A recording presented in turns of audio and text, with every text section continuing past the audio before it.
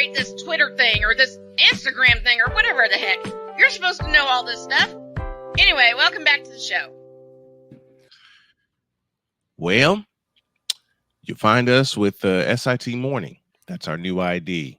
And let's get down to business. Thursday Night Football tonight. We were discussing it for a little bit, but now we're going to bring in an expert. His name is Chris Simpson, and he joins us right now. Good morning, Chris. What's going on? How you guys doing this morning? Good, man. How are you? I'm good, as always. Thank you guys for having me. Hey, thanks for coming in, man. Absolutely. All right. It's Thursday Night Football. It's the Patriots and the Jets. Initial thoughts, if you would, kind sir.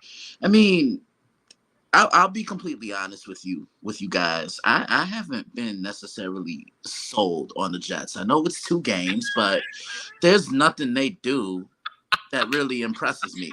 You get what I'm saying? I mean, yes, loud and clear. The defense isn't as physical and as suffocating as I expected them to be, which kind of surprises me because Robert Saleh he's a defensive-minded guy. Offensively, I think they're still trying to find their rhythm. You know, they don't need Aaron Rodgers to be MVP Green Bay Aaron. You know, they just kind of need him to control things. But I look at their offense, and after Garrett Wilson, who else in that receiving corps scares you? Alan Lazard is inconsistent. It's like the offense is Rodgers, Breece Hall, and Garrett Wilson. We were talking about that during the previous segment because Shane brought up a great question. After Garrett Wilson, who else is there? Yeah, it's the truth. Mike Williams can't stay healthy. Nope. You know, Randall Cobb isn't there anymore. At least I don't think he is. I should know that because I live out here. So, yeah, there's still some question marks about the Jets. We all know the barometer in the AFC is Kansas City. I mean, they're the cream of the crop. You know what I'm saying? But yeah, and then on the New England side, I like what I'm seeing from them. They play hard for Gerard Mayo. I mean, and they're doing it the way they did it in 2001 with some young quarterback. I think you guys know him. I think his name is Tom Brady. I think his name is Tom, but they're running the ball. They're doing it with defense, and they're doing it with special teams. They don't need Jacoby Brissett to take the game over with his arm. And, you know, they're leaving it all out on the field for Gerard. I just think what happened to them last week against Seattle, penalties absolutely destroyed them. And Brian, we talk about it all the time. Penalties are a momentum killer in football, especially when you're moving the ball up and down the field. Yes, they are. And penalties will kill you. I mean, if anybody can speak to it, I can with what I saw from the 49ers on Sunday. They had 2 touchdowns taken off the board because of penalties. But with these 2 teams, the Patriots and the Jets, and given the history that the Jets beat the Patriots last year to close the season, they didn't scare you then, and they don't scare you now. No, they don't. They don't. I mean, they kind of came in overhyped, in my opinion, because just hearing it, I like the way you just shook your head right there. Nah, because last year, you know, living out here, last year, you know, the hype was real. I mean, everyone was talking Super Bowl and this and that. I'm like, oh, so, you know, that guy with the curly hair in Kansas City just doesn't exist. Because here, let's just look at it like this, you guys. Let's look at the AFC as an outlook. You know, obviously, I just said Kansas City, they're the cream of the crop. Yep. The Jets aren't better than Houston. No, Houston is up there. Houston, I think, is the second best team in the AFC. Even over Baltimore, because Houston's a complete team. Yeah, I can't disagree with you. I can't disagree with you on that. I mean, look, I will say that I still think the Bengals can be a big threat to the Chiefs in the AFC because they always seem to play them tough. But like I was telling somebody last night, don't forget about Houston because Houston has the formula to beat Mahomes. You got to pressure him up the middle. You got to throw him different looks. You got to be able to run the ball, which they can. And CJ Stroud is the real deal. Oh, yes, he is. I said it all throughout the season, and I'm going to continue to say it. CJ Stroud made a liar out of me because I flat out picked against him. Hell, to be perfectly honest, I picked against both Bryce Young and CJ Stroud, but CJ Stroud is with the right team. He's got the right coach and coordinators. He's got a line in front of him. And the missing piece that they needed so badly, they added in Joe Mixon. And Joe Mixon gives them a running game, something they haven't had since the days of Arian Foster. Right. Yeah. CJ Stroud and that Texans team have made such a liar out of me. But in looking at this game, Patriots and the Jets, is it going to be the snooze fest that we all think it's going to be? More than likely, because that's just what Thursday night football. You're right. It's Thursday night football. It's Thursday night football. You know, like, look. Who came up with this concept of each Thursday night? And we talked, and Chris, we talked about it. Who came up with this concept? Because it's not working. No, it's not. It's really not. Look, the only good thing I think about Thursday night football, the pregame show isn't bad.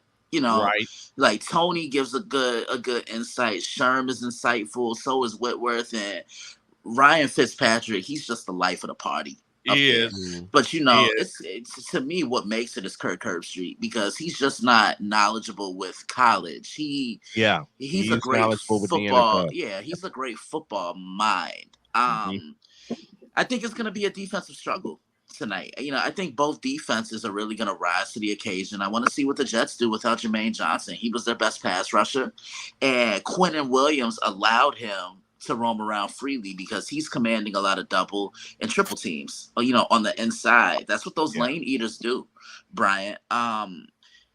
The Patriots can Brissett make a throw when it matters most, and this is where I think I favor the Jets, because Rodgers can make a key throw when it matters most. I say the Jets win this one. I say 2013 or maybe even 24-17 at the highest. Yeah, it's about the high point for me. That's about the high point for me. And I'll go back. I'll go back to this point. We talked about it. I can't put my eye on Thursday night football the way I once upon a time did, because when Thursday night football happened, there was a special occasion, i.e., Thanksgiving, or there were some playoff implications, which led to Saturday afternoon football. You've been reading my mind, because people no, seriously.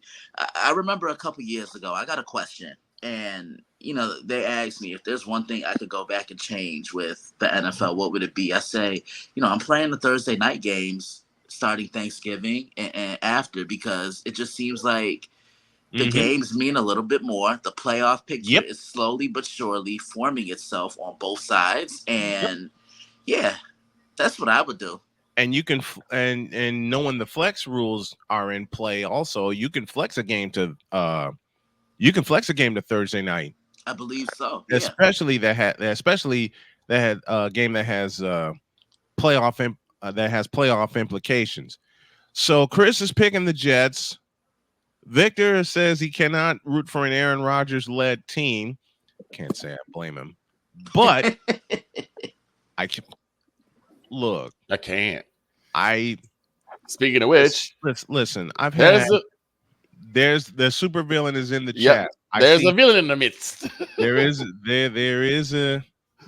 super villain in the midst. You know why I hate Aaron Rodgers? You know why I hate Aaron Rodgers? Because he got all this hype when he was in his last years in Green Bay. And each time he ran into San Francisco, we stomped him. That's why I can't get behind Aaron Rodgers. But if I had to make a pick, I would pick Breece Hall on the Jets. Yeah, that's a tough part. That's a tough part. Fans angry that you didn't say Rodgers, and I respect it. I can't do it.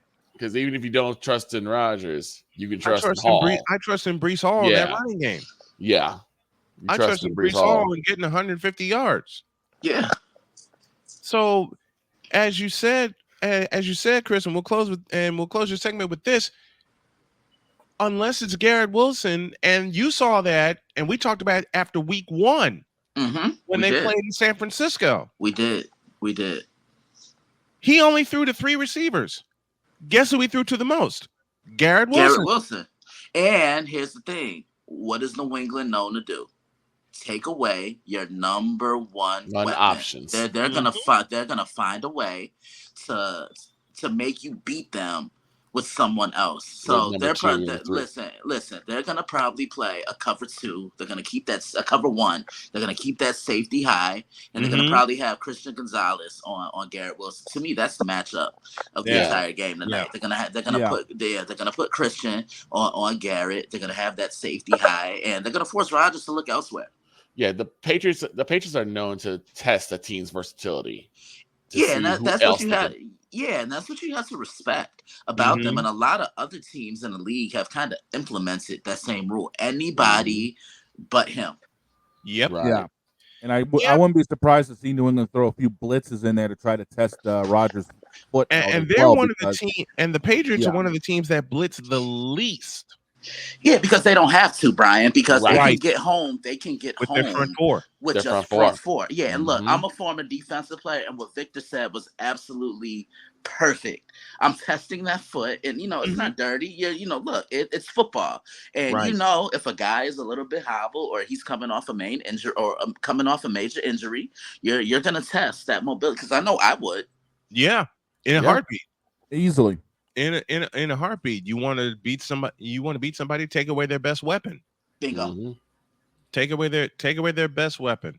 All right, Chris Simpson joins us. He'll join us every Thursday, and beginning next week, going to expand his role beyond Thursday Night Football. We'll have a review of the week before and a look into the new week. So be ready to have some fun when Chris comes aboard. Thank you, my brother, so much for coming on. I truly appreciate it. Nah, man. Thank you. Can't wait to talk to you guys next week. Have a great rest of the show.